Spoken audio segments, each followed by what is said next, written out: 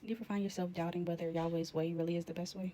Do you find yourself wondering whether, even though he said it's wrong, but you still feel like it's something worth trying? He gave humankind everything they could possibly want and need. The whole created world was made for us to enjoy. Everything possible that we needed, he catered for us. The pinnacle of his creation was humankind. The need for community was solved by the creation of other human beings, since it is not good for man to be alone. Genesis 2:18. It started with the beautiful gift of marriage. For this reason, a man will leave his father and mother and be united to his wife, and they will become one flesh. Verse 24. Marriage is the long life union of a man and a woman, in which intercourse, which is also another beautiful gift, is to be enjoyed with the intimacy and freedom without guilt or shame. Verse 25. Yet, despite this abundance and everything else that was good, humans began looking for something more. Would you call that greed? And they succumbed to the temptation of the forbidden fruit. The idea of what am I missing out on?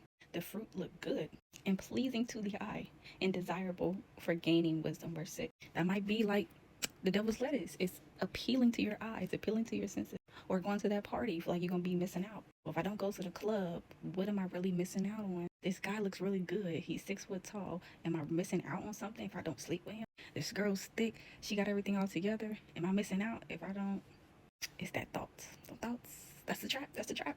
This is often how temptation appears. Adam and Eve sinned, and so frequently happens to cover up follow the sin. Once you sin, you always feel some type of guilt or shame, and you feel the need to either cover up physically, cover up by lying, cover up by placing the blame, cover up by not taking responsibility, cover up by saying, oh, well, I don't think God wants to hear from me because I'm just too sinful, etc. So they sewed fig leaves together and made coverings for themselves. Verse 7. Adam and Eve's friendship with Yahweh was broken.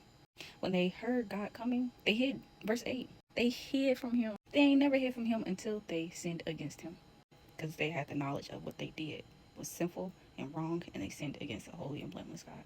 But Yahweh immediately came looking for them, and we find his first question in the Bible is, where are you? Verse 9, which shows that he's seeking for them. He's seeking for you. He didn't give up on you. He's looking for you. Where are you at? Whenever you fall away from him, whenever you fall away from Jesus, whenever you fall short, whenever you sin, he's looking for you. You're not looking for him, because he didn't leave. You did. So just go back. He's seeking for that relationship to be restored. He said, come home. A righteous man falls down 7 times, but just keeps getting back up. Get up. Pick up your sword. Pick up your cross. You on holy ground. Go back to Jesus. He said to the snake that one of Eve's descendants will crush your head. Jesus. And you will strike this heel. Verse 15. Jesus is the one who will crush the head of the serpent in it, but there will be a cost. You will strike his heel. We see here the first hint of what it will cost to restore the relationship.